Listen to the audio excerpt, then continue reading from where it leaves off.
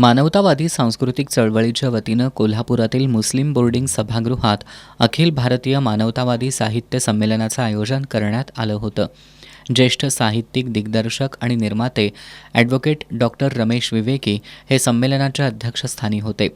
मानवतावादी गीत सादर करत शाहीर शीतल साठे आणि शाहीर सचिन माळी यांनी संमेलनाचं उद्घाटन केलं. यावेळी बोलताना डॉक्टर विवेकी यांनी सद्य परिस्थितीमध्ये भारत जात, धर्म, वर्ग, वर्ण यामध्ये विभागला असून संस्कृतीच्या नावाखाली माणसं दुरावली जातील असं धार्मिक राजकारण उभं केलं जातंय. अशा काळात साहित्यिकांनी भूमिका घेत मानवतावादी विचारांची पेरणी करणं गरजेचं असल्याचं मत व्यक्त केलं. माणूस जगला तर देश जगेल. देश महासत्ता बनायचा असेल तर माणूस समृद्ध झाला पाहिजे. माणसाच्या विकासाची नवी परिभाषा निर्माण केली पाहिजे. धर्मांध राजकारण झुगारून मानवतावादी संस्कृती निर्माण केली पाहिजे. त्यामुळं मानवतावादी साहित्य संमेलनं माणसाला माणूस बनवण्याची प्रक्रिया पार पाडेल असं डॉक्टर विवेकी यांनी नमूद केलं.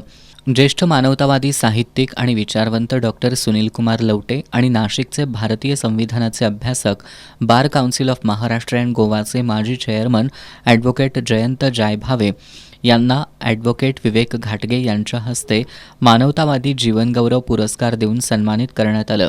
ॲडव्होकेट जयंत जायभावे यांनी लोकशाही मोडीत काढून हुकुमशाहीकडे सुरू असणारी वाटचाल देश आणि संविधानासाठी घातक असल्याचं सांगितलं.